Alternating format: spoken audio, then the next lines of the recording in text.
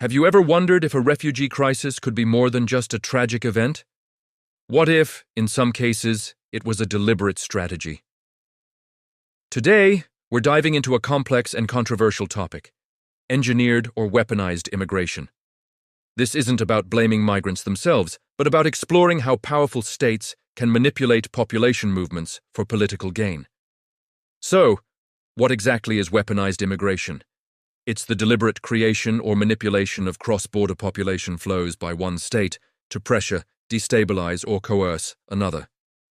It's a form of hybrid warfare that turns human beings into political pawns. The idea has been around for a while, but it's gained a lot of attention in recent years. Scholars and security analysts have identified several forms of this phenomenon. First, there's what's known as exportive migration. This is when a country actively encourages or forces its own citizens to leave, often to relieve internal political or economic pressure. Think about the Mariel boat lift in 1980.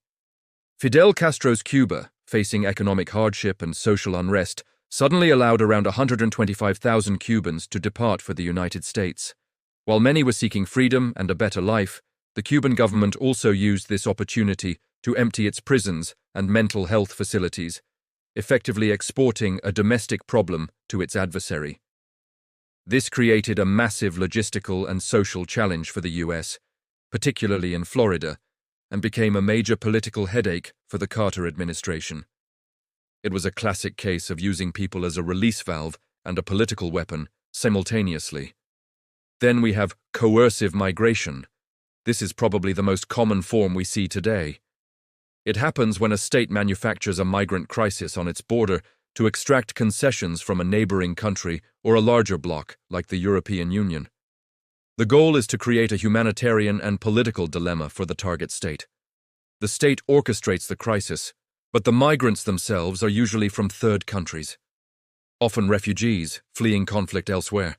A textbook example is what happened on the border between Belarus and the European Union, particularly Poland and Lithuania, in 2021. The Belarusian government, led by Alexander Lukashenko, was angry about EU sanctions.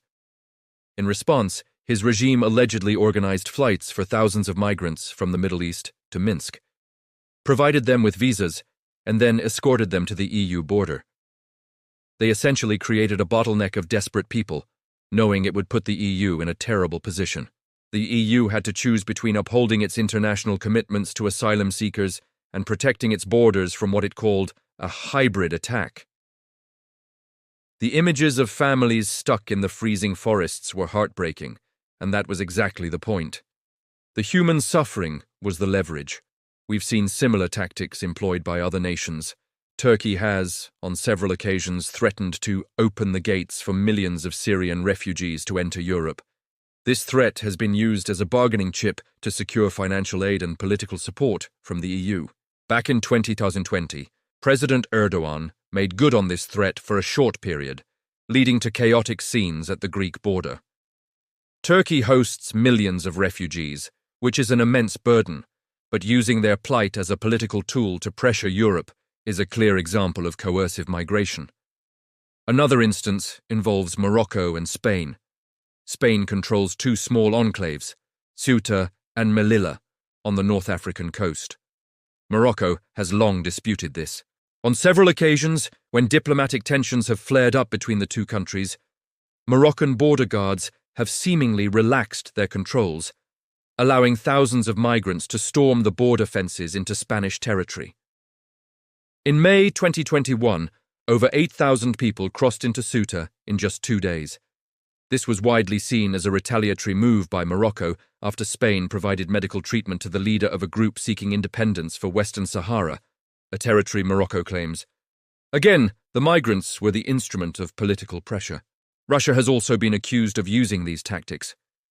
During the height of the Syrian civil war, Russia's military intervention was seen by some analysts as not just supporting the Assad regime, but also as deliberately exacerbating the refugee crisis flowing towards Europe. The argument is that by intensifying the conflict, Russia fueled the exodus, which in turn put immense strain on European unity, social cohesion, and political stability.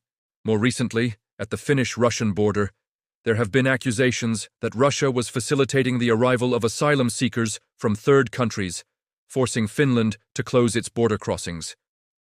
This creates instability on NATO's flank, serving Russia's geopolitical goals. A more extreme and insidious form of this concept is what is sometimes called militarized migration, or the use of fifth column tactics. This is the idea that an adversary could deliberately embed operatives, agitators, or even soldiers within a migrant or refugee population. The goal would be to sow chaos, conduct espionage, or carry out attacks from within the target country. This is a highly controversial and often fear-mongering claim, but it's a security concern that intelligence agencies have to consider, especially when large, uncontrolled population movements occur from hostile regions. While the vast majority of migrants are simply seeking safety and a better life, the potential for exploitation by state actors is a real, albeit statistically small, risk. So why does this strategy seem to work so well against certain countries? The primary targets are often liberal democracies. Why? Because these nations are, by their very nature, seen as vulnerable. Their commitment to international law, human rights, and asylum procedures becomes their Achilles heel. Authoritarian regimes know that democracies can't just build a wall and ignore a humanitarian crisis on their doorstep without facing immense internal and external criticism. The media will cover it, human rights groups will protest, and the political opposition will use it as a weapon. This creates a powerful dilemma. Uphold your values and accept the migrants, risking social and political backlash, or violate your values to protect your borders, also risking backlash.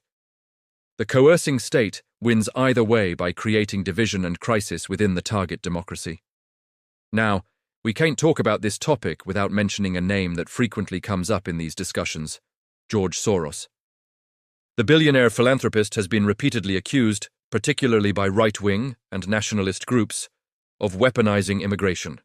The accusation is that through his open society foundations, he funds non-governmental organizations that aid migrants and refugees, thereby encouraging and facilitating mass migration into Europe and the United States to undermine national sovereignty and Western civilization. It's crucial to separate fact from fiction here. The Open Society Foundations do fund a wide range of organizations, including many that provide legal aid, food, and shelter to asylum seekers. Their stated goal is to promote human rights and support vulnerable populations. Supporters argue that this is vital humanitarian work, upholding the values that liberal democracies are built on. However, critics see this as a deliberate political act to engineer demographic change. These accusations against Soros often intersect with anti-Semitic tropes and conspiracy theories about a globalist elite trying to erase national borders. Regardless of one's view on Soros's activities, the debate around him highlights the deep political polarization surrounding the issue of migration today. In the end, engineered immigration is a complex form of 21st century statecraft.